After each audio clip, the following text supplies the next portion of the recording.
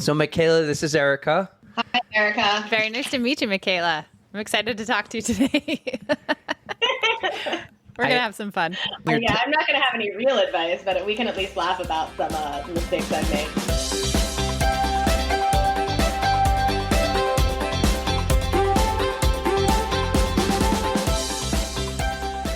What's going on, everybody? Welcome to episode 24 of the On the Runs podcast. It is late on Sunday night, and I just ruined Erika's little Boy Meets World binge watching, but she came upstairs to do the podcast with me. What's going on?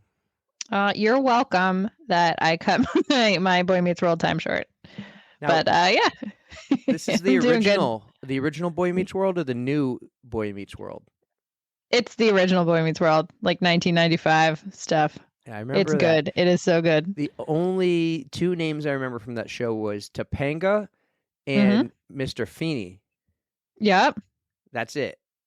That's it. I don't remember. Do you remember Eric doing the Feeney call? Feeney! Oh, there was a guy named Eric. It was his best friend, right? No, that's Sean. Eric's the brother, the older brother. Okay. So Sean's the best friend. Eric's the brother. What's the dude's name? Which dude? The guy Corey, the one who dates Topanga. Corey. Yeah. They came up with a new one though. It's like, was it Girl Meets World? That's right. And Topanga and Corey are married and they have kids, right? Yep. Yes. It's cute, but it's definitely more of a kid show. At least like with Boy Meets World, I kind of grew up with that. So I don't know, rewatching it, I was like, oh, I remember all these times. Like I was probably 12, 13 when these like were airing, and I don't know. It's a nostalgia factor for me right now. Okay, what's better, Boy Meets World or Full House? Oh shit, man. Right now I gotta go Boy Meets World. Okay, what's better, Girl Meets World or Fuller House? Fuller House. Okay. I loved Fuller House. Oh, that was adorable. Yeah. They never did get the Olsen twins to come back on that, though. They had everybody else pretty much. Yeah, no one knows where they are these days. They've had better days. Anyways, we are separate if you haven't noticed. I am in my bedroom studio, surrounded by the usual laundry. Where are you? I'm in the spare bedroom, and I'm surrounded by a lot of crap. It needs to go back in the attic. Sleeping bags and tents and air mattresses and stuff. Everything from last weekend? Yeah, it's just been sitting up here. It's such a hassle putting it back in the attic because our attic stairs like don't work, right? It's just kind of a pain. How? So probably go back up around Christmas time when I get the Christmas tree out of the attic. So how are you feeling after last weekend's Anchor Down Ultra? Whew. I'm feeling relatively good. It's funny though, all that PT that I've been doing for my left hip totally made me feel great on race day, and now my right hip hurts. So I got some more work to do, but I did a 16 miler yesterday, made it through, but it's very angry today. Why? Why what? 16. A marathon training. Oh, what's the next race? Berlin. I'm going to Berlin for the Berlin Marathon. And when is that? End of September. Okay. All right. Cool. Hey, I got to read this to you. So, Lori, we know who you know who I'm talking about when I say Lori? Yes, I do. I'm very excited. Lori's awesome. We messaged her. She actually shared our episode today, and I want to read this to you. Well, I just said thanks for sharing. And she goes, thank you. I really hope you do get Hannah on the pod. And she says, this is for you, Erika. I'm working on getting a girl gang together for the 24-hour race next year so we can have the first time multiple females getting the buckle. How cool would that be? So, I would say I would be more inclined to do the 24-hour race if I could get in with a whole group of girls who are in the same boat, and we're all going to try to, like, we all have the same goal. So I feel like I would be a little more inclined to do it. So I have, especially if Lori's training. I think you should do it. I think Callie should do it. I think Katie should do it. But you know who else I think should do it? Who? Mikala. Oh, yeah, Mikala, come on up. So, spoiler alert, today's interview, our guest today is Mikala. Erika, you want to help me out with her last name? Shremshock. Mikala Shremshock. That was good. You did good. It's the S's. Anyways, we have Mikala. Mikala's an ultra runner. We actually had her on before your Anchor Down Ultra, and she gave you a little bit of advice and tips, some do's and don'ts. But it was the week of the ultra, and we really felt like it was important to get that ultra race review special edition episode out as soon as we could. So we saved the Mikala interview for today, and I'm super excited because I just finished editing it last night, and it's good. She was so much fun to talk to. I was so excited to hear all of her crazy stories. Yeah, it was really good. If you there's one part when she's like, "Nah, I haven't really done that many 100-mile races," and then she drops the number, and we're like, "Oh, Mikala, that's not a lot." Maybe not to you, but to everybody else, it is. And for those of you tuning in for the Code Browns, we got a couple. Oh, they're good too. I actually had a Code Brown the other day during my run, but I got lucky. There was porta potties because they're around soccer fields in Billerica, and it was like a beautiful, clean, like a brand new porta potty.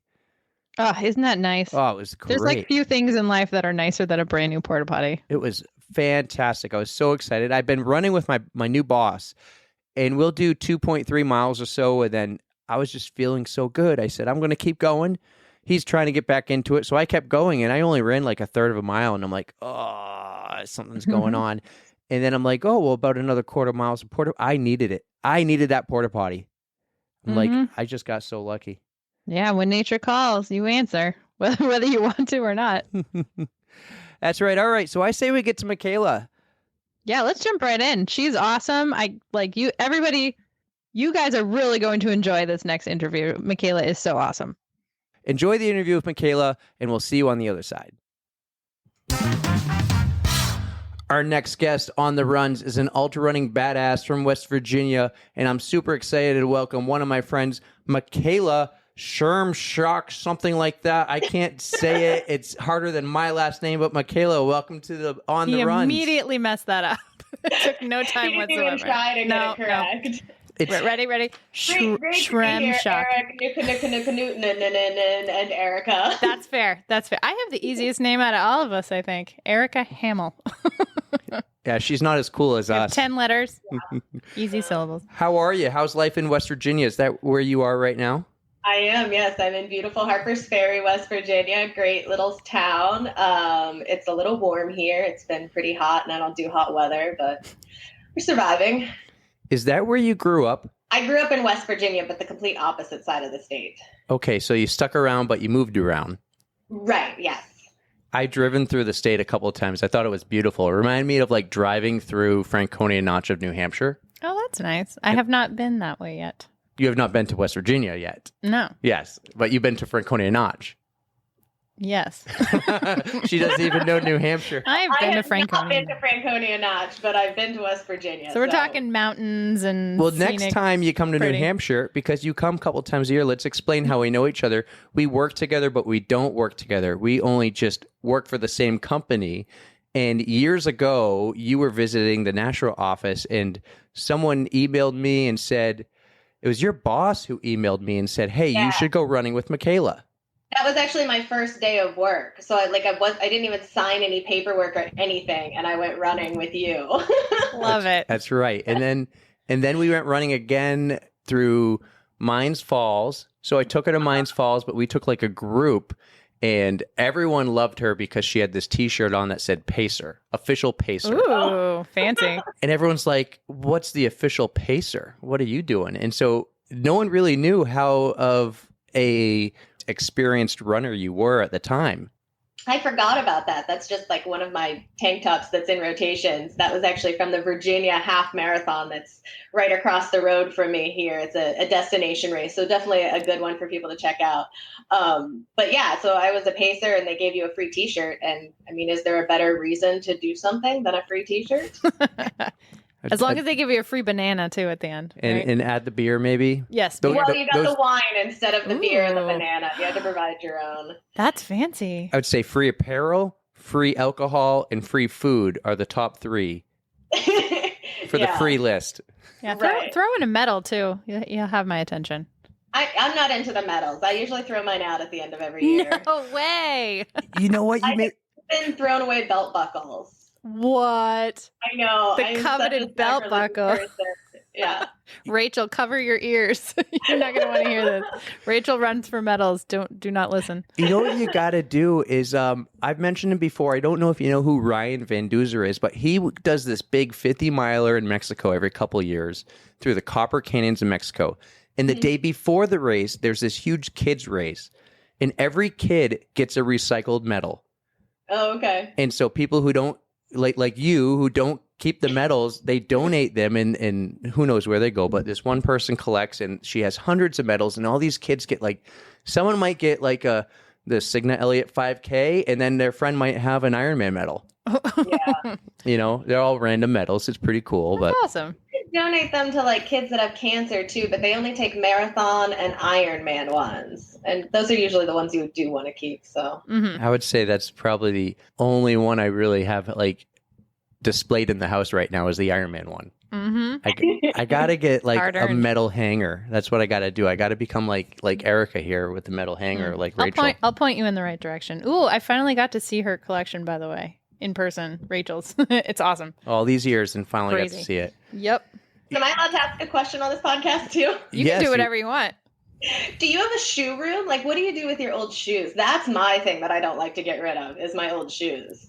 Well, for me, I tend to throw them away. I don't really have sentimental attachment to mine, but I wear mine out. There's like nothing left to them. So either they'll be like outside shoes and then they'll go to like a treadmill shoe and then they'll just go in the trash. But how about you? The other way, mine start on the treadmill and then they turn into an outside shoe.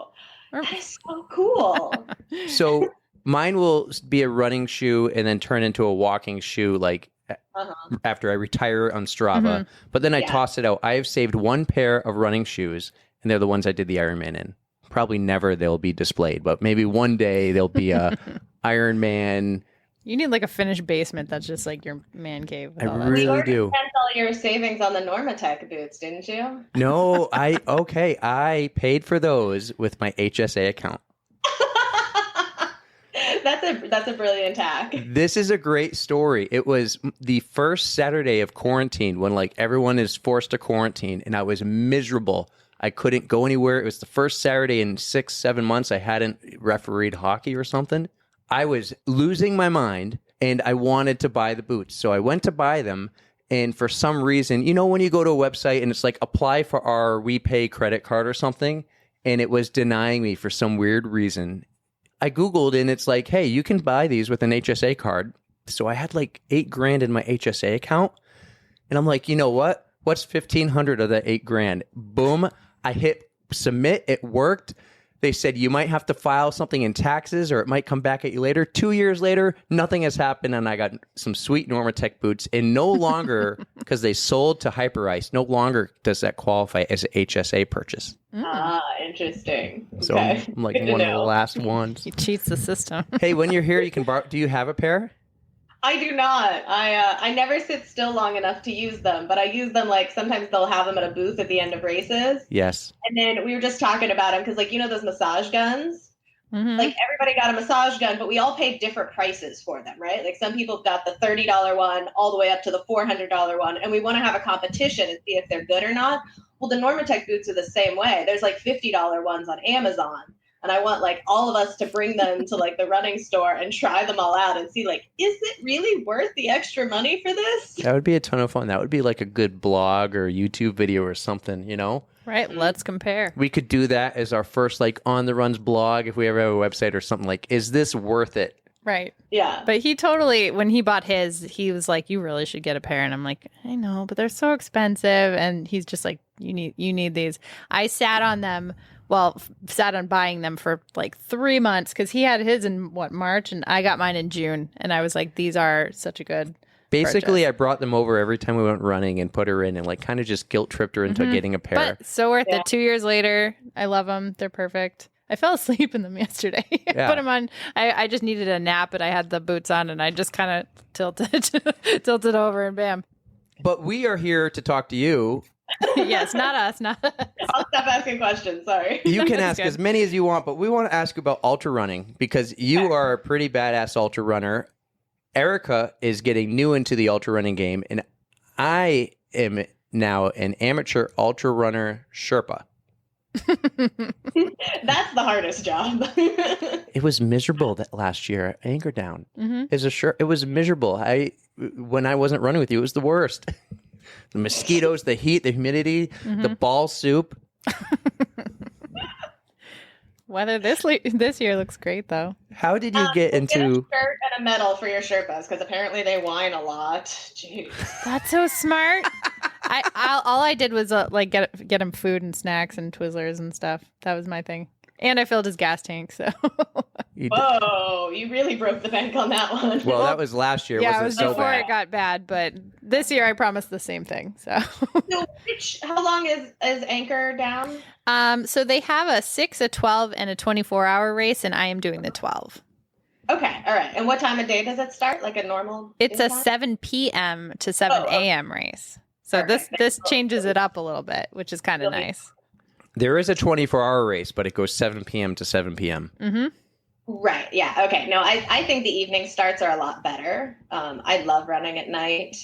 One thing I will say, I've always been very anti-waist light. You know, the really bright lights that everybody puts on their waist. And whenever you have like an out back course, it just feels like you're running down the middle of a highway. It's so bright and so annoying. And I railed against them forever. And then I was pacing a girl at the C&O Canal 100. And after I got done pacing her for like 30 miles, my neck didn't hurt at all.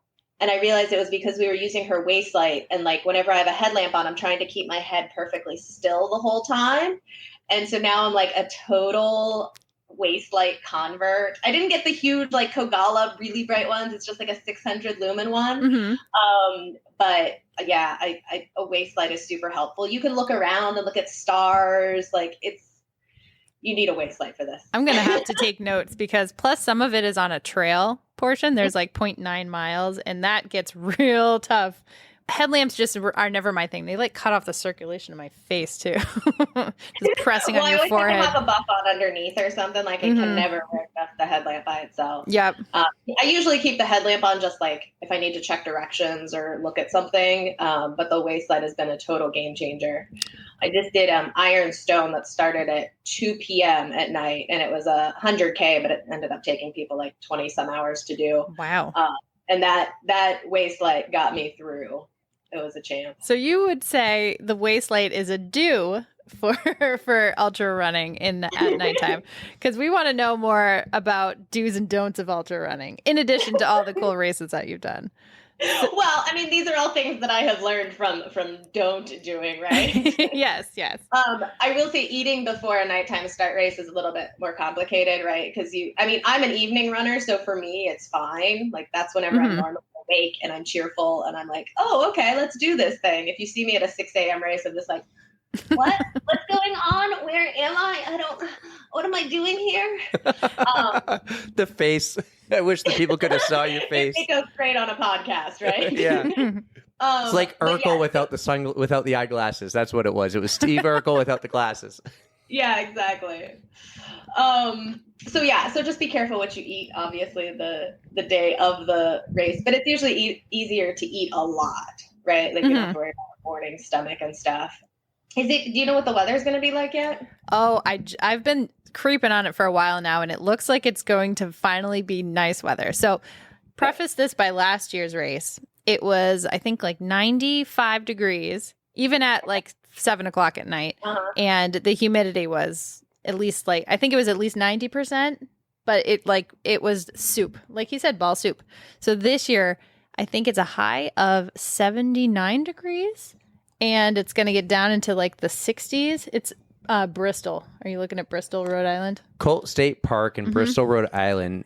Friday, a high of 79, a low of 59. So it might get into like I might have to wear a hat. Chef's kiss. Well, I would recommend that you definitely take a change. I mean, I assume this is a short loop, right? So it's 2.5 miles, just shy of 2.5. Yep. Yeah. So I would at least leave one warm, comfy thing.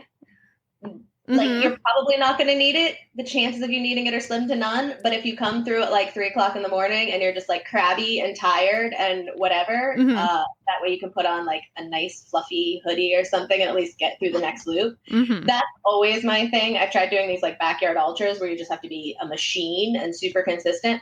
And it's always like 2 or 3 o'clock in the morning. And I'm like, I just don't want to be here anymore. I don't want to run.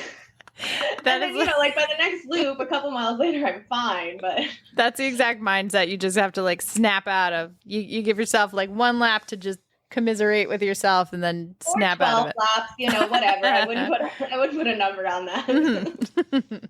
Last year, Erika did the race and she got second. I was second female, which was why weren't you first? Because I gave up because I was grumpy and tired. Oh man.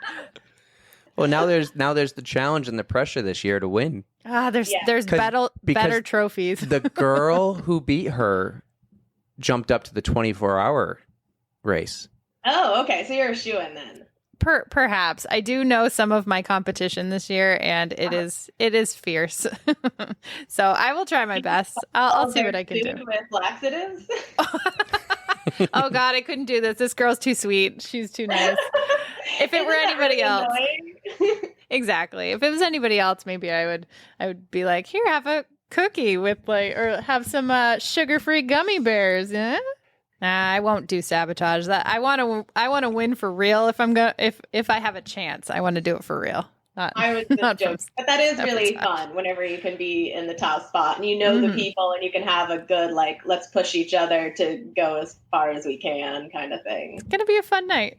So I'll be there and running. I'm gonna drive her there, drive her home, doing my duties, and she'll go, hey, I need my last year I screwed up. She goes, I need a sandwich, so I ran back to the tent and I got her sandwich, and when I went down, some woman saw me and she's seen me the entire night and she goes, you just missed her.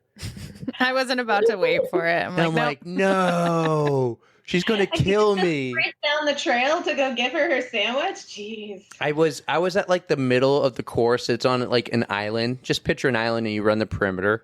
And so she's running back and I'm running, trying to figure my way back to get to the camp and grab the sandwich and then run to the starting line. And I missed it. And even at that point, I remember I couldn't eat the sandwich. I was like, ugh, I'm not hungry anymore. I knew I needed to eat food, but I couldn't do it. I took 4 bites and I was like, thanks. Yeah. So when you do your ultras, do you have a support crew? Do you have a team or is there? No, never.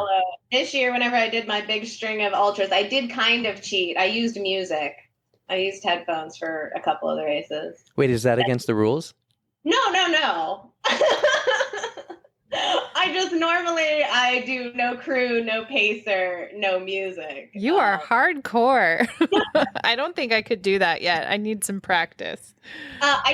Whenever I first started, I had crew for 2 of the races, and I just get very I feel like I'm making them wait for me. I feel like I'm responsible for their happiness and everything, and I have always dropped if I had crew. So it's just easier for me if I don't. Some races it's pretty easy, like a loop race, it's not a big deal to I usually just have this plastic set of drawers that I take around with me and it has everything labeled. Something like Eastern States where it's 100 miles single loop course is a little bit more complicated because you have drop bags spread out all across the state of Pennsylvania. And you're like, I don't know when I'm going to get there. Do I need a headlamp at aid station 5 or aid station 10? It's a little bit more of a logistical challenge, but crews can sometimes have problems too. They get whiny, they get lost. There's no cell phone service where you need them to be. Things they don't get you your sandwich in time. Whatever. That's Guilty. A different story. If they miss you, then you're screwed for a while. And there's the time I couldn't find Scott Black because he changed his helmet on me in the Iron Man. Mm-hmm. And I was looking for a green helmet the whole time, and he happened to have a white helmet just like everyone else. Blends in. It was that. So that one wasn't my fault. It was his. But yeah. So back to Mikala. No more me. So tell us about some of your favorite ultras. It seems like you have quite the ultra running resume here. So give me some of your favorites. So I started ultra running. Somebody's gonna have to check ultra sign up in 2011 maybe. And I signed up for a 5K snowshoe race. That's how I sort of got into this. And the door prize was a T-shirt from the Highland Sky 40 miler in Canaan Valley, West Virginia. And I was like, oh, well, it's bad luck to wear a shirt if you haven't done the race. Mm-hmm. So I better hurry up and sign up for this ultra. And I mean, I had done a half marathon once, and then I didn't touch running shoes again after that for like 2 years. So you went from a 5K, or did you say 5-mile snowshoe race? It was a 5K snowshoe race. So you went from that to a 40-miler? Well, I told people that I was signed up, and they're like, oh, well, you can't do an ultra until you've done a marathon. And I was like, really? I didn't know. Nobody told me that. So I hurried up and signed up for the Pittsburgh Marathon, which was like the month before this ultra. Mm-hmm. And then somebody saw my time, and they're like, oh, are you trying to qualify for Boston? And I was like, what? And so anytime people ask me questions, I'm just like, oh, I don't know. Okay, I'll sign up and try to do that. Damn, girl. So you're fast too. So I did my first ultra Highland Sky, and actually I just went back and did it for the first time since then, this past summer, and it's still such an amazing race. Again, just a very low key, and 40 miles is like a very nice distance, right? Mm-hmm. Like you could start and finish in the same day. You can even drive yourself home. You can still like walk upstairs the next day. Once you start getting into 100-milers, it's just like the whole weekend's gone, the whole week before it's gone, planning and traveling, the whole week after it's gone because you can't function. Mm-hmm. I haven't really done that many hundreds. I think I'm on 11 now. That's an impressive number. That is very impressive. That's not that many. Are you kidding me? No, she goes, I haven't Shut done up, that dude. many hundreds. And I'm like, yeah, 11. That's not that many. But the one I did this year was Old Dominion. It's the oldest 100-miler on the East Coast. And a lot of people kind of poo-poo it. Like, it's not that serious of an ultra because a lot of it's run on road or, like kind of rail trail or gravel road. But you get to the really hard technical climbing sections at mile 75. Oof. So most people are there at the dark, and you're not allowed to have a pacer, but you can have a safety runner just so you don't fall off the edge of the cliff and die.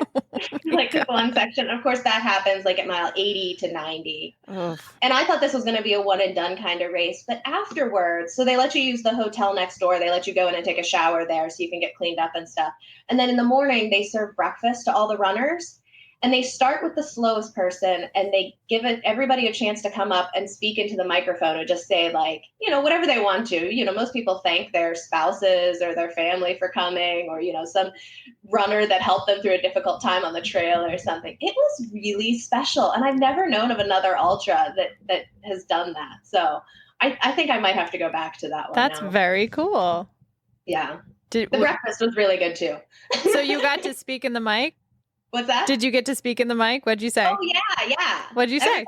Everybody did. Well, there was this one section that nobody liked. It was like an ATV trail, and it was super rocky and ruddy, but it was kind of the first section of trail that we got to, and I loved it. So I just commented how nice that was, and I thanked all the runners that, were out there and stuff. So it was a beautiful night. The stars were out. It was super humid and moist. But you kind Ball of expect soup. that in June in Virginia. Mm-hmm. Yeah. That's awesome. I would be like, ouch. that would be, that is all. So it's the first race for people that are doing the Grand Slam. So if you do like the 5 100s in 1 year, you have to start with Old Dominion. And so a lot of people were telling me about this, and I was like, that sounds totally hokey. Like, who wants to have a big powwow and kumbaya moment at the end of 100? But then I was there and I was like, oh, this is so touching and magical. I love it. So I'm hearing you drop all of these new terms and races, and I'm going to have to listen to this over and over again to okay, she mentioned this. I should look this up. Don't even do it because falling into a wormhole. Your bucket list will grow longer than you have time on this earth, right? It's kind of like my reading list for books. I add 5 races every day, and I only run, 1 a week or something. So there's not enough time. Yeah. Recently, didn't you do 2 races in 2 weekends? Maybe they weren't 100-milers, but they were over 50 for sure. I did 3 races in 3 weekends. Get it right, Eric. How rude.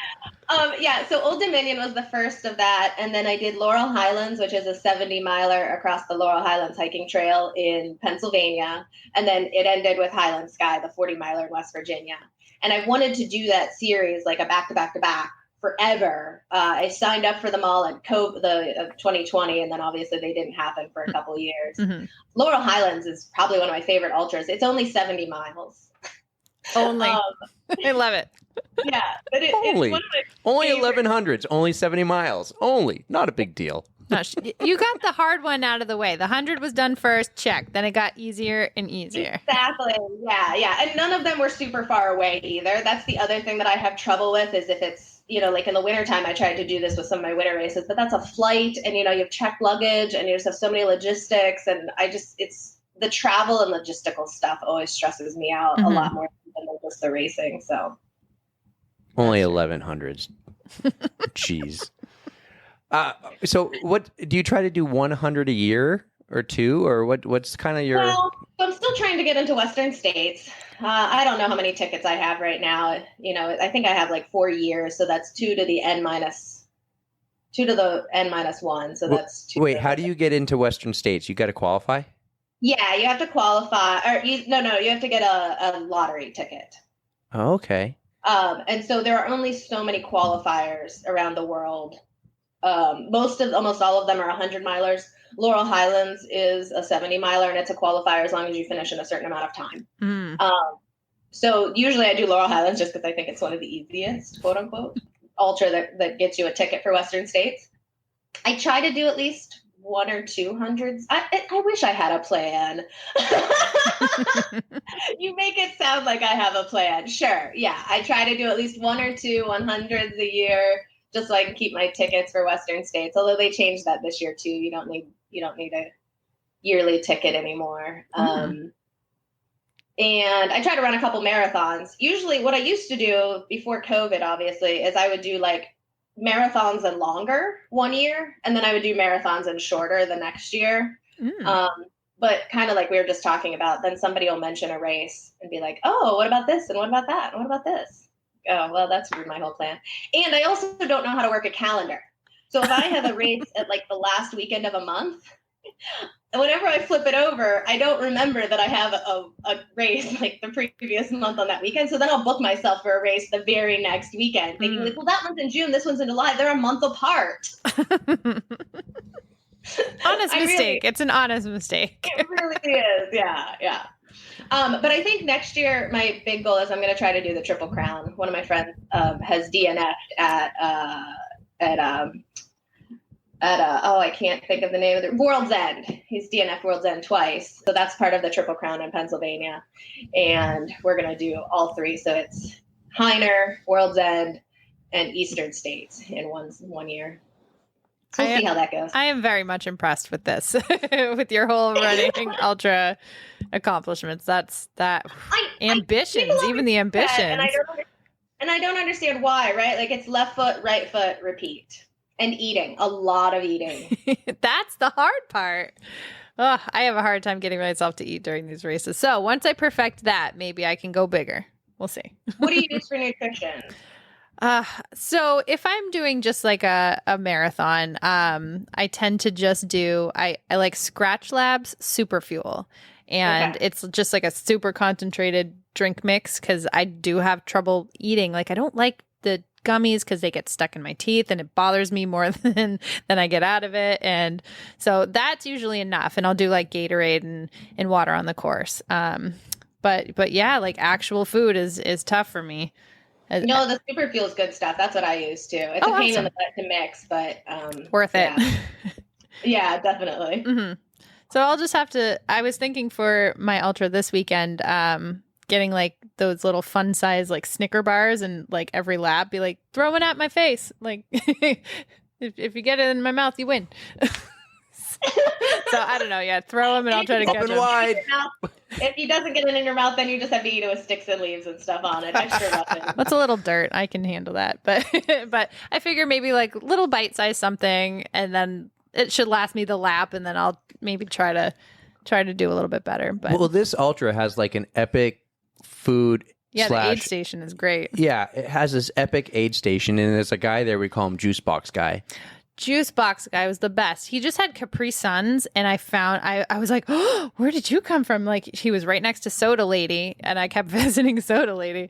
But I was like, where did you come from? You're new. They must have swapped out. And so he had juice boxes that I kept like downing. And the worst part, I'm going to continue the whining here of a Sherpa and support crew.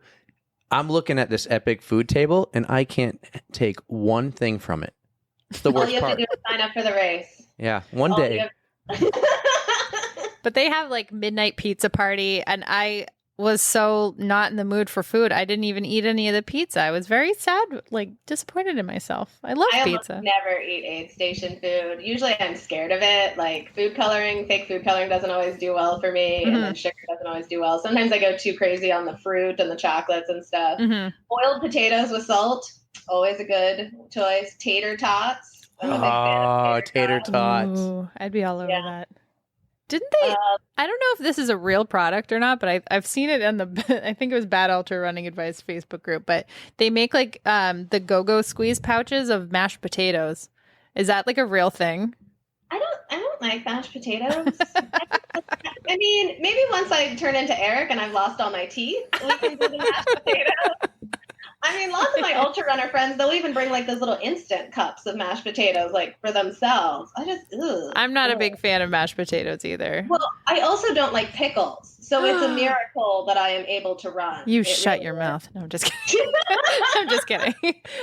So my friend just had an ultra this past weekend. She did the Loopy Looper in New Jersey. And it's basically the same style as Anchor Down. I noticed that their aid station, you can buy like, a box of wine. It's a box of pickle juice, like a 5-gallon, like, thing. Yeah. I'm like, holy shit. I can't believe that is an actual thing you can buy. I just figured out what I'm getting Ashley for Christmas. Sorry, and Mother's Day and birthdays. We're going to totally gross her out. All right. Change the subject. Her facial reactions are the best. Change the subject. Let's go. All right. Let's get back into ultra running. Let's move on. You mentioned winter ultra running, and I saw a picture of you like in the middle of January. It looked like you were on the Minnesota-Canadian border doing an ultra, and you were pulling a sled. Yeah, so these are called winter ultras. I know, great naming convention. And they're more than just ultras that are done in the winter time. There are some of those, obviously, but these are a special breed. That one was probably Arrowhead, which takes place in International Falls, Minnesota. So you were dead on with the Minnesota-Canadian border. There's another one in Wisconsin in December, and then another one in Wyoming in March. So all of those are really fun. The nice part about it is you can take pretty much as much crap with you as you want. You just have to pull it behind you in a sled. So you don't have to mess with hydration packs or bladders. As long as you have a way to keep your phone warm and your water warm, then you're good to go. Calling them running events might be a little bit of a stretch. There's, as with all ultra running, there's a lot of walking. We just don't call it walking. We still call it ultra shuffling or something. Power hiking. Yeah. So I have had these races on my radar for probably even before I was a runner even. And then I met a guy at a local race here who had done Arrowhead. And I was like, oh, so mere mortals can do these. I thought it was just people that were like born and bred in cold climates. Yeah. And he's like, no, I don't even like cold weather that much. I was like, oh, cool. So I signed up the next year and I just really fell in love with the racing style. It's like 30, 35 miles between checkpoints. So, you're going basically a full day. They are on snowmobile trails, so you may or may not see another snowmobile, or it kind of depends on, like the one race starts on Monday specifically to avoid snowmobile traffic. And then, they have groomers that come through. So there was a point in the middle of the night on the first night at Arrowhead that I did not see another foot track, another shoe print. I did not see a snowmobiler, nothing for like 8 hours at least. Oh, wow. And you're like, there could have been a nuclear war and like nobody remembered to come get me or something. Oh, no. Did you think you were lost? Well, I knew I was on a trail. I would have thought I was lost. Yeah. Well, that's part of it too, right? There's a little bit of navigation to be involved in this. I rely way too much on my Garmin, but getting lost, like, what can you do if you're lost, right? Like, keep going or whatever. You can't stop in these. You do have a bivvy and like a -40 sleeping bag, but nobody's going to come rescue you in the middle of the night, right? Mm-hmm. You're going to have to wait till morning. So you might as well just keep going and figure out where you are. But yeah, so then I did the one in Wyoming the following year. That was the COVID year, so they canceled a bunch of them.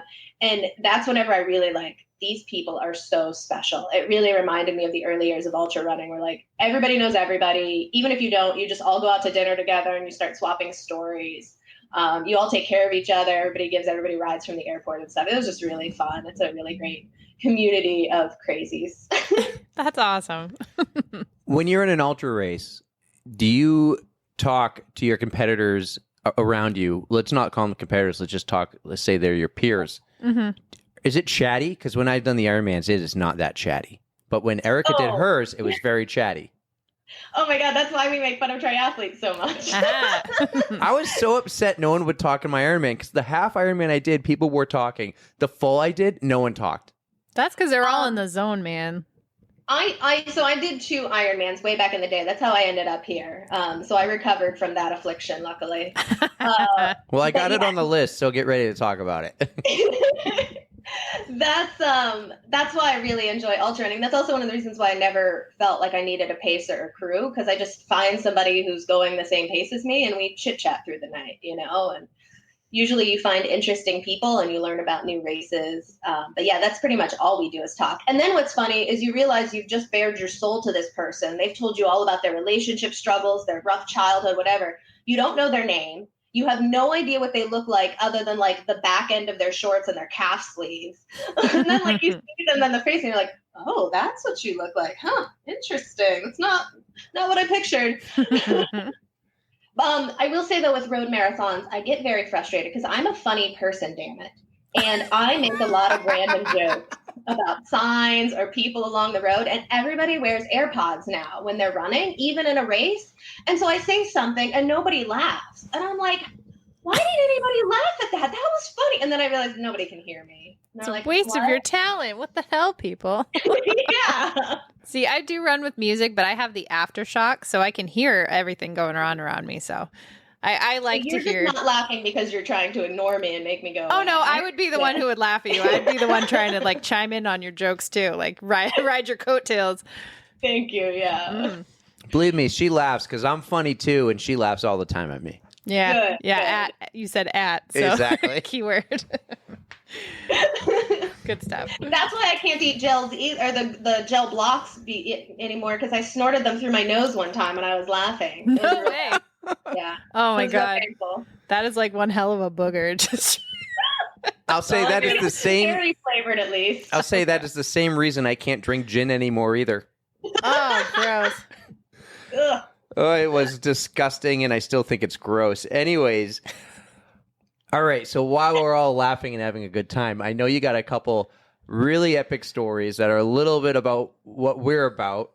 And I know one's recent, and one you told me about already at work, and I'm like, Erika, I've been holding this from you for months, and you have to hear it from her. He's told me nothing, so I'm ready. I'm ready to hear what you got. Well, let's start with the recent one, because I think that's more for Erika. Like, no matter how bad things get, just keep going, and it never always keeps getting worse.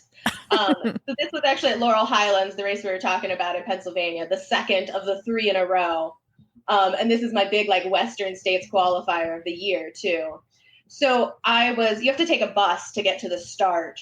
And you camp out like the night before at the finish line. And then you get on this bus at 3:00 in the morning and they drive you down these twisty turvy roads to the start. And my friend was also doing the race. So we met up at the start and we were just chit chatting. And he announced that the race was going to start in like a minute or something. And I realized that I never put water in my hydration pack in my bottles. Oh, no. I was like, oh, crap. So I had to hurry up and go fill it up with water. They had some water there. And I ran. We got to the start and it was pouring down the rain. It was just a crummy morning. And I start going and I take a sip of the water and it just tasted funky. It's almost like, if you like leave curdled milk or something in a cup and it like sits overnight and then fill it up with water. Like it was really bland, but I was just like, this does not taste good at all. Mm-hmm. And it was 11 miles from the start to the first aid station. So I had no other water options other than this water that I had just filled up with. So I was like, crap, what am I going to do? So it's all climbing for the first like 8 miles. And everything was going really good. I just run 100 the weekend before. So I was like, well, I'm just going to start slow, walk this whole hilly part. I had my poles with me even. I'm just going to walk this, take it super chill and see how I feel. So I get about 6 miles in, maybe a little over an hour, and I feel, pretty good. Like my legs are tired, but they're not cramping or anything. I'm making decent time. And so then I'm like starting to go up this steeper part of this hill, and there's tons of people all around me, right? Like we're all just walking, going up this hill, so you can't get off the trail or anything. Mhm. And the gurgles start in my stomach. Oh no. And I'm like, oh, that's interesting. So I start going some more, and I'm like, oh no, I'm going to have to find a place. Let me just see if I can get rid of whatever this demon is that has gotten a hold of my insides. And but like we're still climbing, and it's like it's like a narrow trail, and so there's a big steep cliff on the left side that goes up, and then there's a big steep cliff on the right side that goes down. So there's like nowhere to even get off the trail. And then also there's like a ton of people in front of me and a ton of people behind me. And usually that's one of the great things about trail races is the world is your bathroom and you can just go anywhere you want to. But it was just super inconvenient. And so I even had to like start clenching and walking, kind of doing the duck walk thing to squeeze my so butt cheeks a uncomfortable. little tighter together. Yeah. Oh, no. I'm like, this is gonna get real awkward real quick. So then like, how these things go though, like it just passed, right? Like a couple minutes later, and then I'm just like, oh, that was just a false alarm. I'm fine. Whenever I get to the next porta potty or, next good area, I'll stop. And then, of course, it came back like a few minutes later, and we did the whole funny dance again, and clenching and everything else. And I'm like trying to move in weird ways and massage my belly and move my shorts up and down so they're not squeezing on my intestines and stuff. And finally, it just got too much, and the dam broke. Oh no! And there was a little bit of leakage, and I was like, well, there's still a lot of people around, but at least there's enough room to get off the trail. And so I just quickly like kind of ducked into the bushes, but my ass was in full view of anyone on the trail. I mean, in those moments, people know what's going on. It's not like they're like, oh, did something happen to your pants? Is the full moon up early? I don't, they did at least like just politely be like, oh, my, oh. Mm-hmm. And then there were sounds involved too. So they had the audible warnings that they should be far, far away from me. Oh no. And so I have these really great, they're called sport wipes. They're like a silicone-based lubricant thing. And another runner friend told me about them. And they're fantastic for like cleaning all of that up, right? Because once you start getting chafage in your butt crack, on your butthole, that's bad. And again, this was like, not even 10 miles into a 70-mile race that I had to finish. Mm-hmm. So I get all cleaned up, and then like the exact same process happens probably, I don't know, 8 more times before the first aid station. Oh my God. I was just a mess. I could never get far away from people to just have a nice quiet moment in the woods. Mm-hmm. It was just really horrible. And I was like, there's no way. Like if there's somebody I know at this aid station, I'm just dropping out. I can't go on like this. And then I get to the aid station and I see the genius me had put a spare pair of shorts in her bag. So and smart. I was never so thankful for those shorts.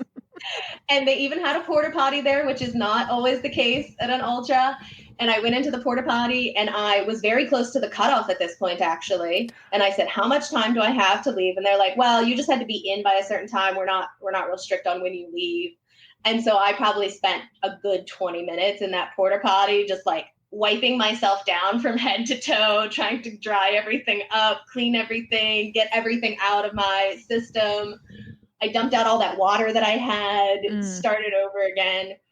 And I would say the day didn't like exactly turn around there. It was still kind of touch and go, but I had like stolen a roll of toilet paper from the porta potty. So at least I was more prepared and we kept everything flowing and clean, and there were less people around me.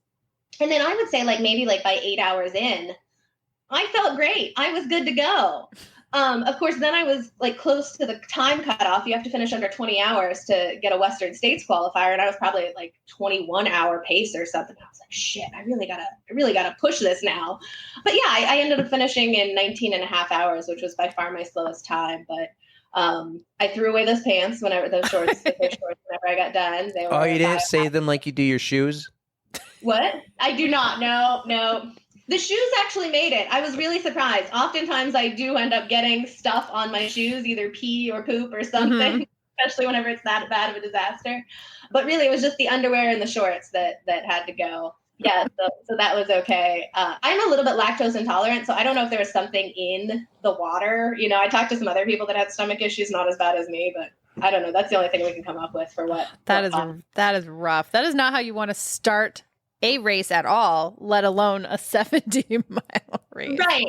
But the good thing is like, I just kept going. And eventually my body was like, oh, fine. You're really going to make us do this. Okay. We'll be quiet. We'll settle down. Okay. So this was very recent. And just before this happened, you agreed to come on the podcast. Because we saw each other at work. You came to the office. Uh-huh. So when this was going on, were you thinking, oh, I got that episode coming up. This will be a good one. No, I really wasn't. The whole time I was like, I really hope there's not a stream of poop down the back of my butt. I mean, even if there's nobody around, it's just still like, oh, that's gross. Mm-hmm. Even if it's not there, you can still feel it and you think it's there. Right, yes. It's like when you blow a snot rocket and you can feel something on your cheek or your face, but you're like, there's nothing there. And no matter how often I wipe it, I feel like there's something there. That was great. That turned out better than I expected. I give you mad props for that. And then you came in and you finished under time. So wait, do you know if you qualified for Western States then?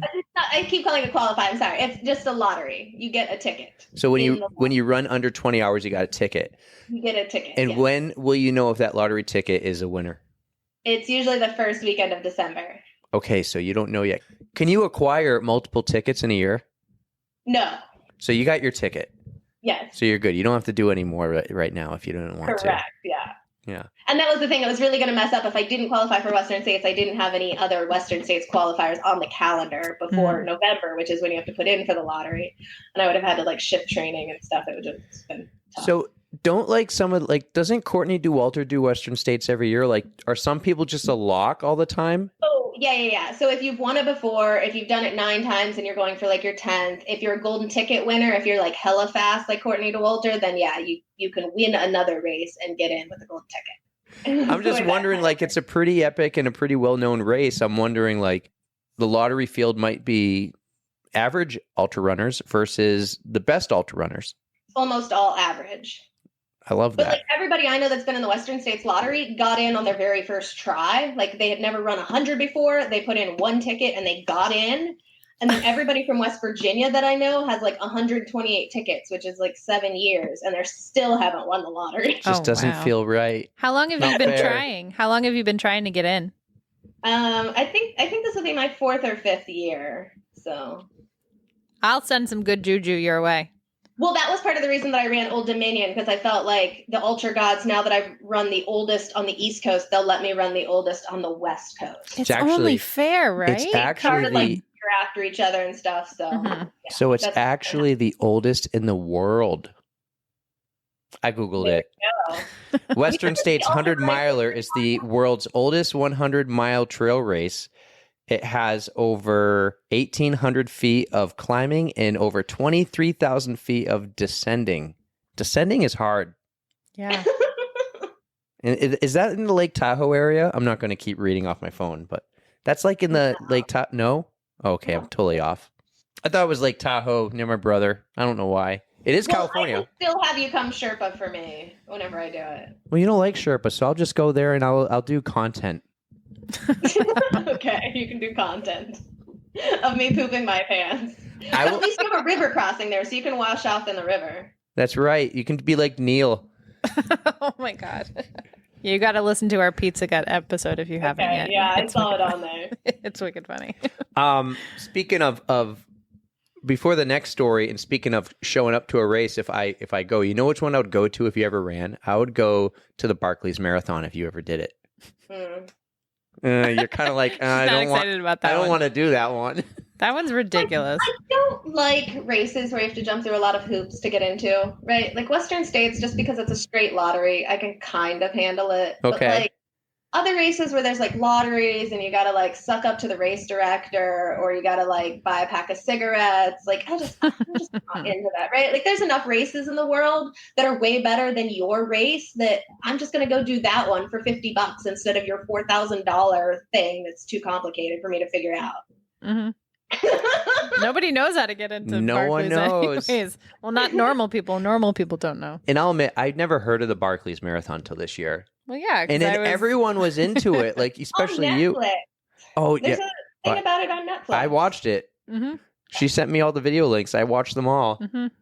I don't own a Netflix account. Like I don't even have one that I steal from other people. So I just know about Netflix from what people tell me is on there. I don't think it's gospel. What do you watch on TV? Do you She doesn't have time for that. She's too This is busy. again why I don't have Normatec boots, right? You can't have Normatec boots. How about number 2? This one I know of a little. It's definitely number 2. Yes. This is the funniest personal ultra running story that I have. So I saved it for last. So one of my goals, and this is a good thing about goal setting at work. We've been working on our SMART goals a lot, and obviously I was not very specific whenever I set this goal. But one of my goals was to break tape at a race, like to be the first person, but also it to be a big enough race that they like have a banner up and you get to run through it and stuff. And so that had always been kind of the dream of mine, because some races you just win and they just hand you a little trophy and you go away. But there's this local half marathon we do. There's a racetrack here called Summit Point. It's where like the CIA and stuff do their training courses, and they have some car races and motorcycle races and stuff. But in the spring, when they're getting the track ready, they also do a running race on the course. So it's kind of fun because there's lots of twists and turns, and it's not flat because you do have to go like up and over a bridge too. But you know, it's relatively simple and it's all very nice paved course. So it's good to try to set a PR at. This year, this was like my second or third time running it. And I also knew that they gave out pretty good prize money. So if you were the first place woman, you got $300, and then second, you got $150, and then third, I think you got like $50 or $75. Mm-hmm. Again, not like enough to break the bank, but I was trying to save up for a treadmill at this time, and I'd said that I would use all of the winnings from the year to buy what the best treadmill I could get with that amount of money. Nice. So I really my training had been really good all spring and all winter, and it was a really great day. It was like freezing cold, maybe like 35 to 39 degrees, which, you know, for a hard effort, that's like ideal. I was feeling really good. It was around St. Patrick's Day.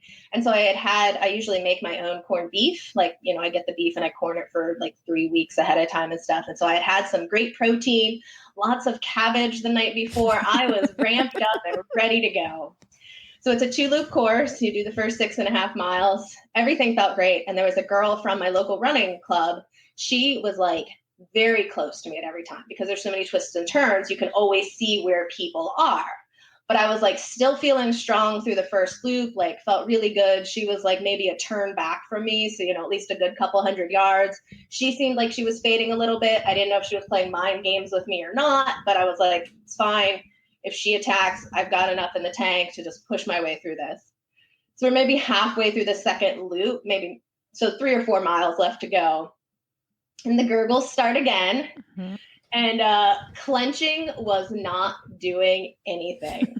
And there is a porta potty on the course. And I was like, if I stop for even a second, she's going to beat me, right? And like, if it had been maybe a normal race, I might have made a different calculation, but this was $300, right? Mm-hmm. Like 300 versus 150.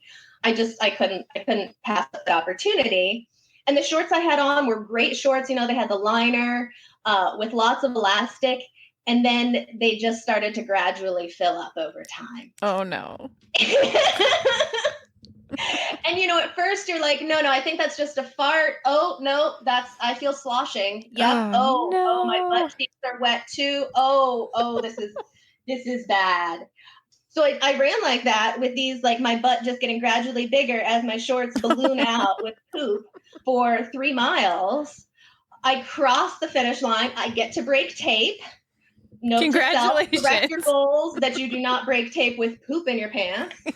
And I immediately started crying. At that moment, of course, like the dam breaks and like all the poop is just flooding down the backs of my legs. And the woman, I mean, this is like a local race too, right? Mm-hmm. Like it's not like a huge thing. Like, not that I know all these people, but they know me. They're like, ugh. So I just kind of run away. I don't even think I grabbed my medal or anything. And they luckily had a bathroom with a shower in it. So I ran in there, but I didn't like bring clothes to change into because it was just a half marathon. I was just going right back home after this. So I'm in the shower trying to like rinse out all of my clothes, trying to get poop out of them so that I can put them back on and then go collect my check that I literally just embarrassed myself over. So yeah, and it was pretty much all the cabbage from the night before. So note to self, do not eat cabbage the night before. I will keep that in mind. Yeah, I got some very weird looks from a lot of people that day. Was it worth it? I don't know. I don't know if my pride is worth that extra $150. I didn't have much pride to begin with, so maybe it was okay. But you got to break tape, so I think it's worth it. That's awesome. I did, yes. That was, and I don't remember it at all because I've just like blocked out that traumatic moment from my mind. Well, thank you for reliving it for our podcast, as traumatic as that is. Yeah, it was pretty entertaining afterwards. And even at the time, I was like, tomorrow you will laugh about this, but today you can just cry. Mm-hmm. That's fair. And you'll continue to laugh every day after. Yes. And anytime somebody tells me they have a horror poo story, I'm just like, oh no, I got you beat. Don't you worry. I love it when you came into my office and it was like my last couple of weeks there because we all know I switched jobs in the company. And you walked in with your boss and he goes, yeah, I heard you have a podcast. What's it about? And I kind of gave him the rundown, and it's a play on words. And then I don't remember if it was me who looked at you or I was like, you want to come on? Do you have a story? And you're like, yeah, I do. But your boss was standing right there. And you were like a little reserved. And then I think you were just like, yeah, whatever. I got a poop story. And I broke tape. It was awesome. It was worth it. Yeah. No, I forget sometimes that non-runners don't talk about their bowel movements as much as runners do. And I forget sometimes when I'm in mixed company to be like, oh, you don't talk about this stuff all the time. About this isn't normal, you mean? It's not usually something you talk about at work either. Sometimes it is. He's a good guy. He has a great head of hair, by the way. Like yours actual? Just like mine. Great head of hair. There's so many people in our company that are just bald white dudes. It's so hard to tell them all apart. I prefer to call it shaved. I just shave my head every day. That's what I call it. Okay. Yeah. I don't know if it can grow back because I've been shaving it for 12 years. But do you shave it every morning? Every day. I got Ross to go run with me for 5 miles in Louisville. That's awesome. Now he has like a foot problem though, right?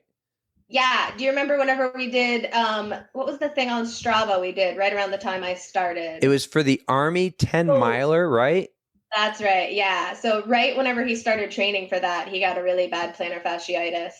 And I mean, like you're not a runner unless you've had plantar fasciitis, I feel like. So, and I'm going to share this because the CEO is gone, but the CEO he was really into the military and all that stuff for our company. Mm-hmm. And so he wanted to bring 20 people who work for our company to run in the Army 10 miler. And so we had a competition over 4 weeks. You had to run 20 miles a week for 4 straight weeks. And there was a Strava group. And the Strava group was so large that Strava couldn't handle any group over 200 people. Like it would only refresh every 6 hours. Mm-hmm. And people just kept hitting refresh. Like, who ran today? Who ran? None of it mattered because if you ran your 20 miles every week for 4 weeks, you were put in a lottery. And this didn't work out the way he wanted because we're a worldwide global company. Mm-hmm. And of the 20 people, like 14 of them were overseas, international, not even Americans coming to run. And you can see the CEO pulling the names out of the bucket, right?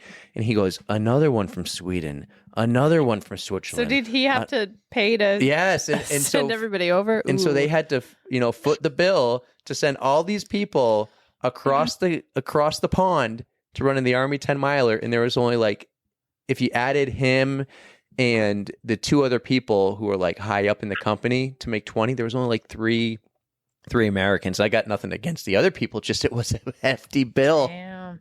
Well, do you remember there was the guy from Santa Barbara though that was in the bike accident and he ended up winning the hand cycle competition or maybe second or something, but yeah, he did really well. He's from the Santa Barbara office. Wait, really? I didn't know this. Yeah. No clue. I'll have to get him. Does he still work for us? As far as I know. We're a big company. Mm-hmm. Email me tomorrow. You said worldwide. So Email me this guy tomorrow. Now we're even a big company too. Mm. We're like 2 big companies. Yeah. Damn. Yeah. Some other company just bought us for $8 billion. That's billion with a B. Yeah. Dollars. Yeah. Erika's like, that's a lot of money. I'm like, yeah, they don't pay me and Mikala that kind of money. What are you talking about? Mikala, we can't even afford Netflix. And I got 3 kids. How do you think it is with me? That's why I got to share Netflix and Disney Plus with others. Mm-hmm. So if Netflix is out there, Disney Plus, you want to do like a series on Code Browns, and give us free Disney Plus is out on that. give one. us free streaming, Amazon Prime. That would be. I just watched an awesome running documentary on Amazon Prime, by the way. Which one? Wait, can I? This is totally an ad for my favorite comedian. I found him on Amazon Prime. You have to watch the show. Once is enough. Who is it? Yeah. Jeffrey Binney. Yes, that's what I was just gonna say. I just watched it. And he needs to come on, and he is hilarious on Instagram. He's coming to do JFK in the fall here. Have you spoken? I have yet to grow. Reach out, man. One day I'll have the balls to like reach out to him. Instagram. I'm of an Instagram generation, so I do the same. I follow him, and one of these days I'm going to say something to him and be like, "Hey, you need to come on. This guy's hilarious." Okay, all right. I am sold then. The movie is also just very, I'm not like one of those inspirational kind of people, as you might have gathered, but it was a really touching movie. I thought it was very cute. And watching him struggle through that ultra that he just completed. Now, I don't want to ruin it, but basically watching him struggle through this was like at one point, like just you were miserable too. So his mom died of a heart attack or some kind of heart disease. And I mean, she was still relatively young, and he decided that he wanted to get healthy. And so he decided that he's going to run the Leadville 100, which is like, kind of a difficult race at elevation. Damn. I found it. He did get a coach, thank God. But yeah. The story about the coach was hilarious too, because the coach was like, "Are you serious?" Wait, I can't remember who the coach was. He was like this big time running coach in the UK, and he only coached elite runners. I can't think of his name though, but I thought he did really well. He's like, that's interesting that you have this goal set. I'm not going to say no, but you need to have a serious training plan to achieve this goal. Mm-hmm. Let's get after it. And I mean, I respect that. He didn't just say no. And then I don't think it's ruining too much, but things don't go as he had hoped, maybe as he had planned, but not as he had hoped. And then he pivots and, he's obviously still running now. That's why I follow him on Instagram. So awesome. He calls himself the Husky Ultra Runner. And he's plant-based. I didn't know that. I would have unfollowed him if I had known that. Oh. We will get him on one day. Sure. Yes, absolutely. Season 2. Yes. Season 2 is going to be big. If you don't get him on before November, I will plug your show. Wait, so do you think you're going to meet him at JFK? I mean, he's not that fast, and the race goes on the C&O Canal, which is a public trail. So, I mean, I can literally stalk him for like 50 miles. I love it. That is so great.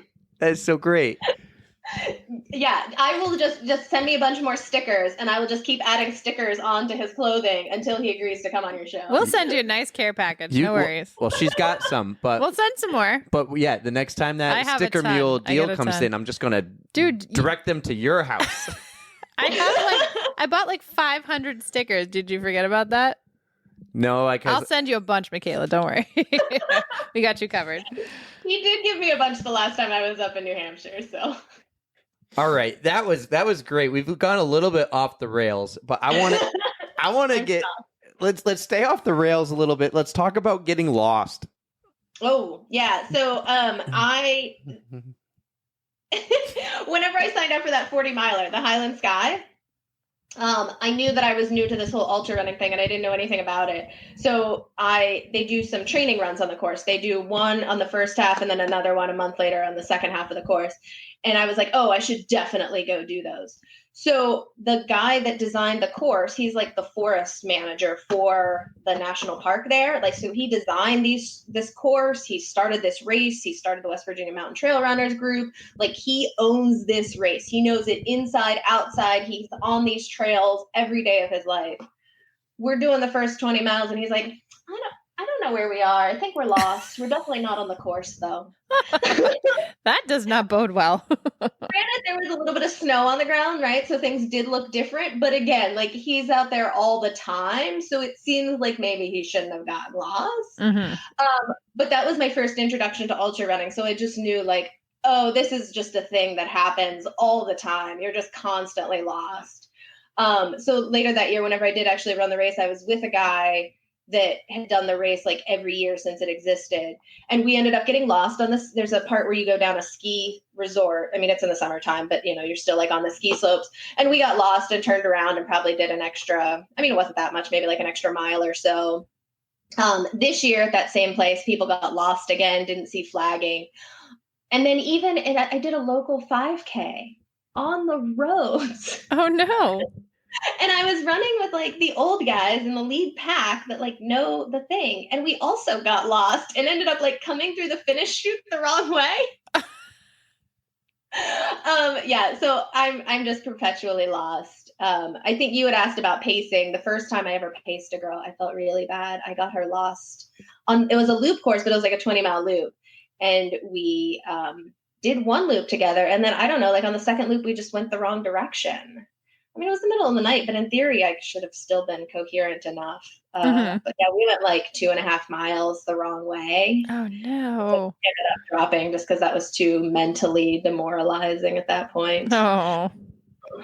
Yeah. So I mean, your loop course should be fine. But if you ever start doing other ultras, just be prepared to get lost a little bit or know where the parts are. Mm-hmm. So you can like wait till somebody else gets lost with you. That's good advice. All right, I'm going to do something for the first time, and I might start doing this on most episodes where I find one Instagram picture and ask you about this Instagram picture.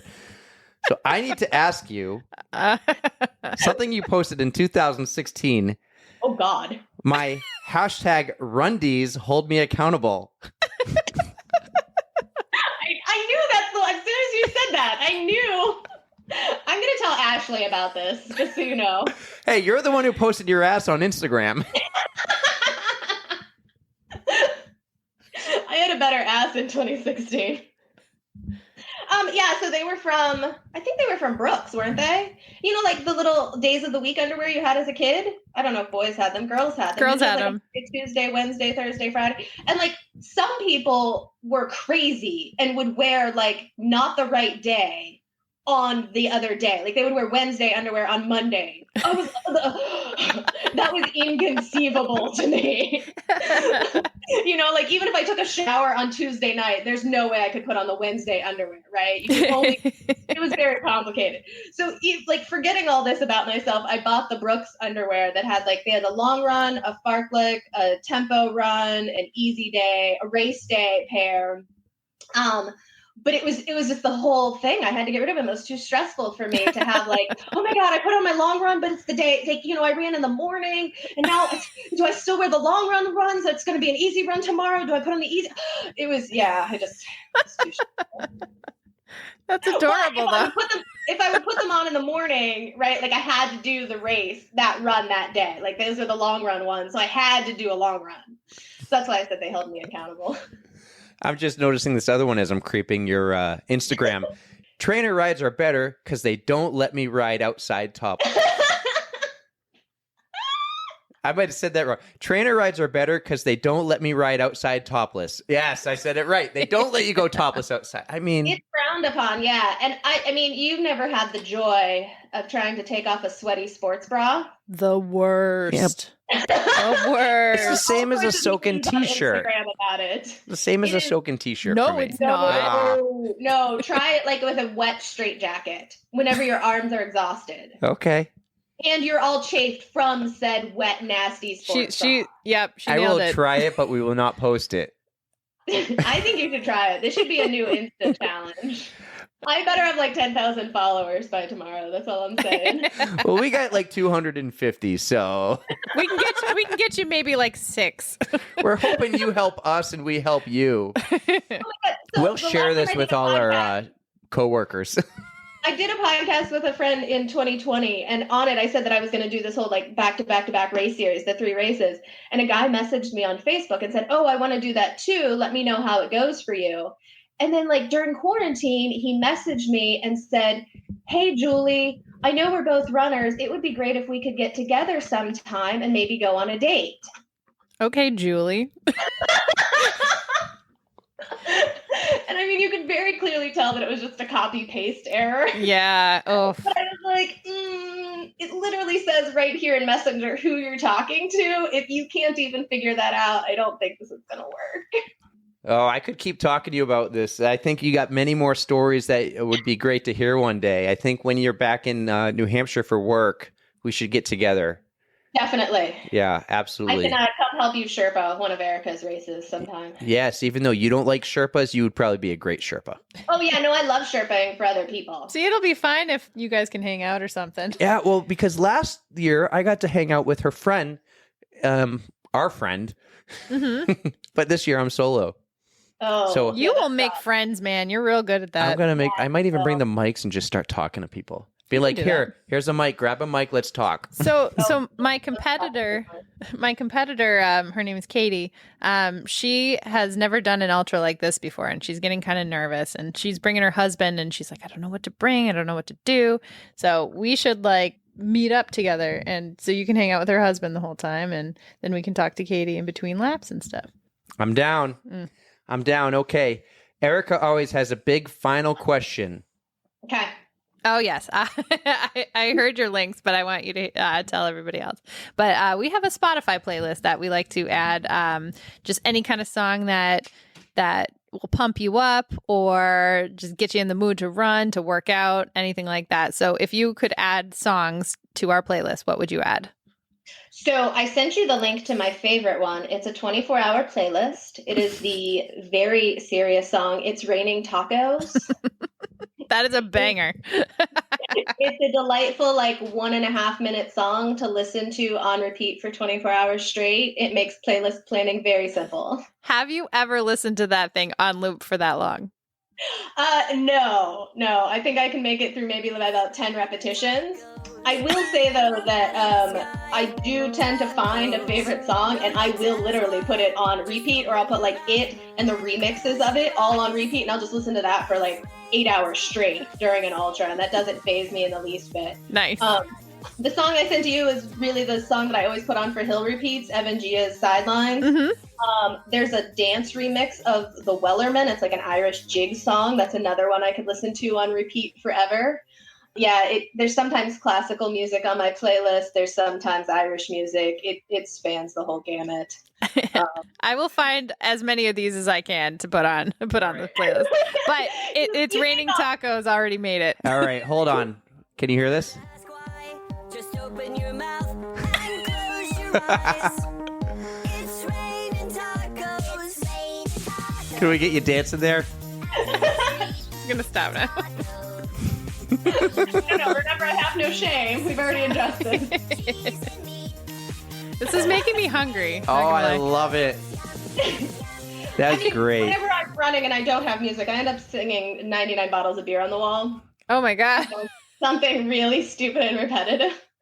So It's Raining Tacos fits the bill for that, actually. My daughter loves that song, but it's kids are something else, because she'll ask me every day driving to school last year, can you play Dance Monkey and Raining Tacos? And I love Dance Monkey, and I never really enjoyed Raining Tacos before, and now I don't really like both because I heard them all the time. Like, the kids will ruin things for you just because it's on repeat. Just lean into it. Just enjoy it. You know what's happening. You know what's going to come next. Oh yeah, Ashley wanted to make a TikTok to Raining Tacos, and she was going to buy all the taco stuff, and Adeline was going to throw it. And I'm like, that's such a waste of food. Yeah. Has somebody not done this already? I'm sure somebody has. Anyways. Those are some bangers for sure. Speaking of bangers, actually, final question. Tell me about a piano man during a marathon. Oh, So I was supposed to do Big Sur to Boston to Big Sur during like the year of the pandemic. So I ended up running Boston in October then that year, and I didn't want to run it again because Boston's just terrible. Oh, Erika shots. Yeah, I mean, I've only run Boston that one time, so. What year did you run it? I did it 2018, but I actually did Boston to Big Sur that year.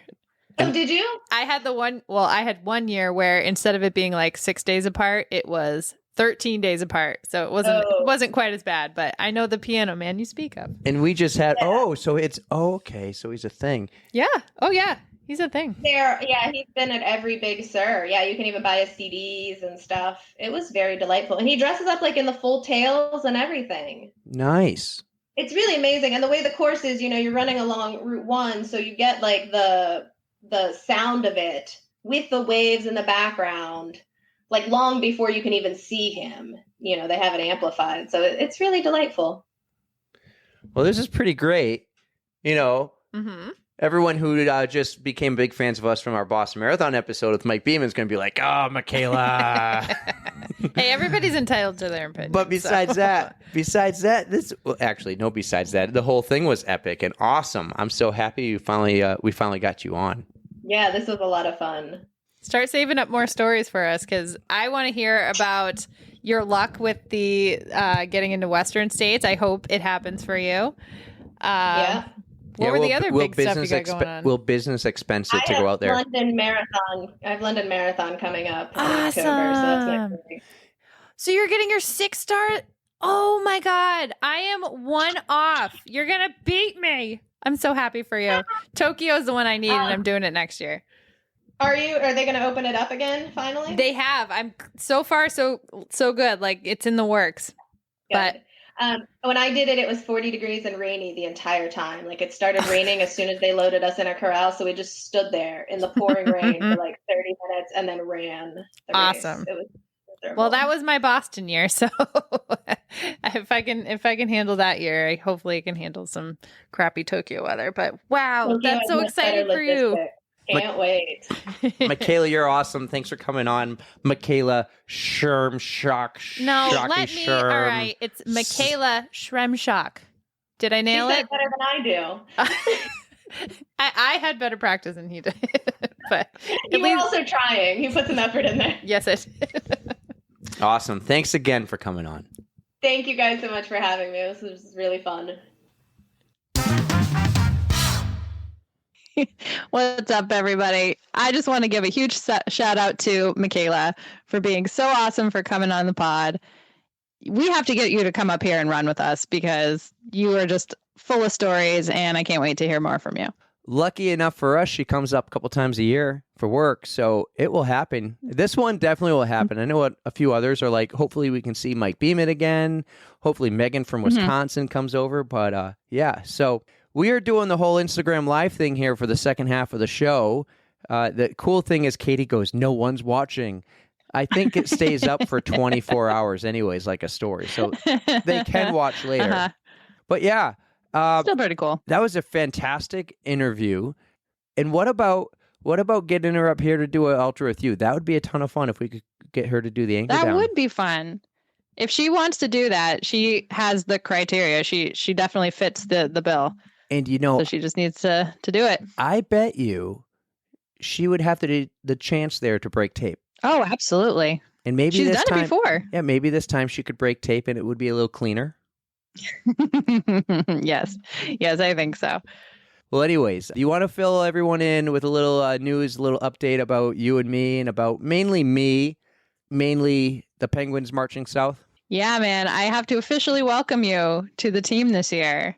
We've had quite a few people drop out, which was really sad. Some of the OG Penguins couldn't make it this year, had stuff come up, and you got the invite. So screw your leopard seals. Like, you're an official Penguin now. Speaking of that, I won't mention her name, but I went to a concert Friday night. Guess who was sitting in front of me?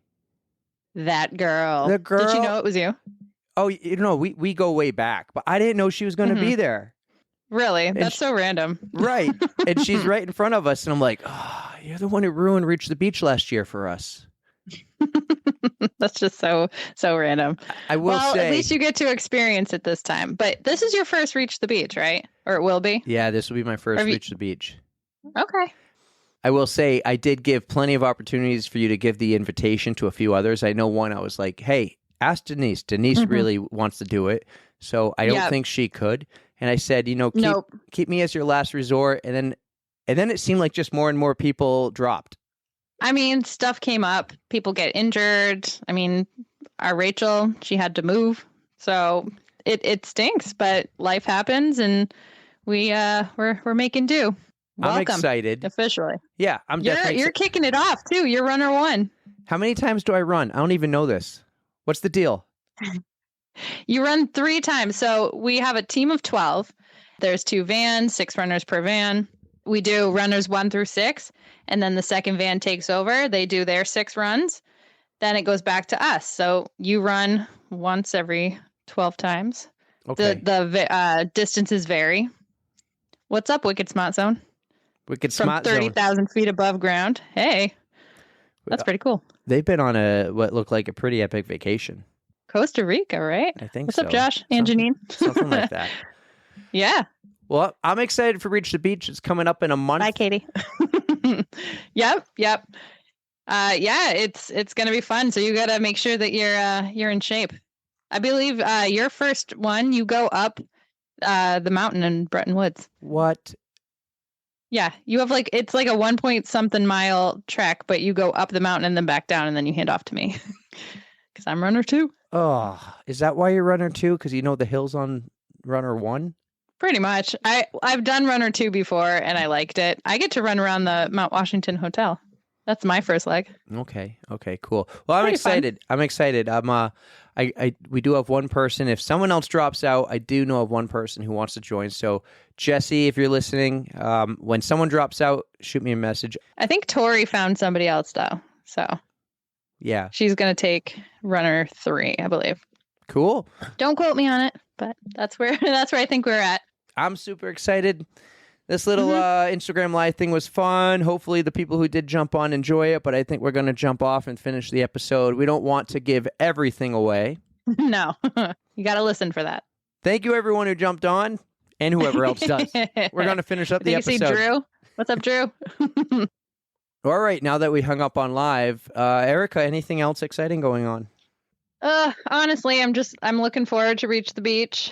I'm going to keep training. Hopefully my injury will correct itself and get a little bit better because I want to be in tip-top shape for the Penguins marching south. Yeah, it's now kind of a good goal for me to start running and doing a little more of this running thing. I have been running a lot lately, and some days though I feel great, and then today I only ran 3.6, and now it was a struggle. Mm-hmm. So, but yes, 3 days ago I ran 6 miles and I felt fantastic. So, yeah, That's it's how weird. it goes. That's how it goes. Good days, bad days. It's how the cookie crumbles. Yeah. God, I Well, can't. you had that sweet concert. that How was that? It was a blast. It was good. OAR was the middle act. Mm-hmm.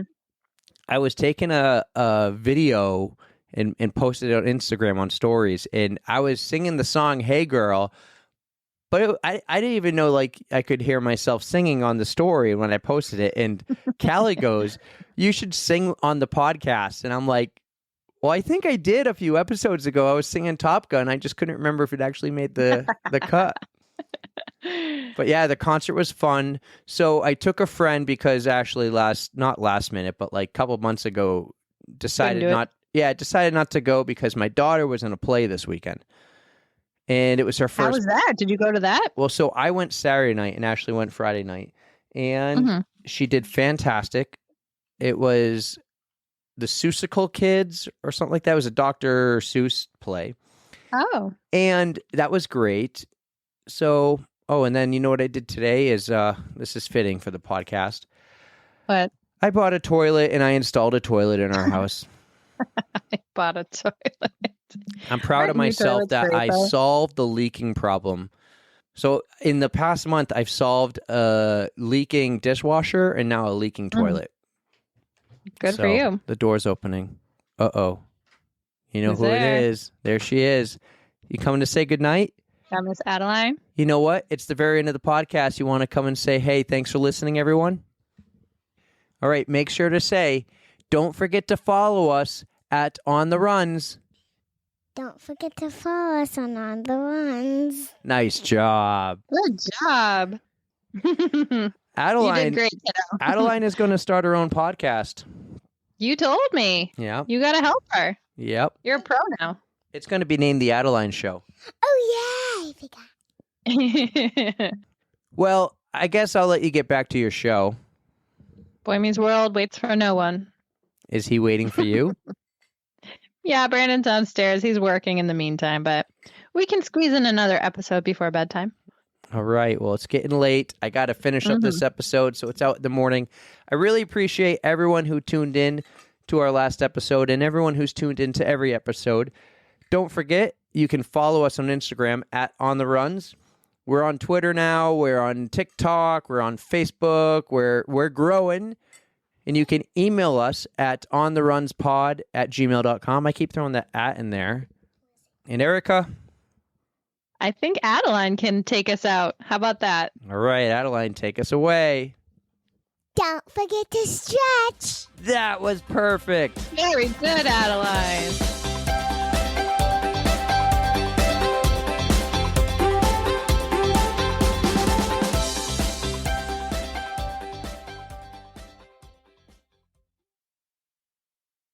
All right, I need a little help on this one, though. Okay. How do you pronounce your last name? Shremshock. Shremshock. You're gonna Yeah. ruin that. I can't He's even- gonna ruin it. That's I don't pronounce it correctly. I just slur it all together into like 1.5 syllables.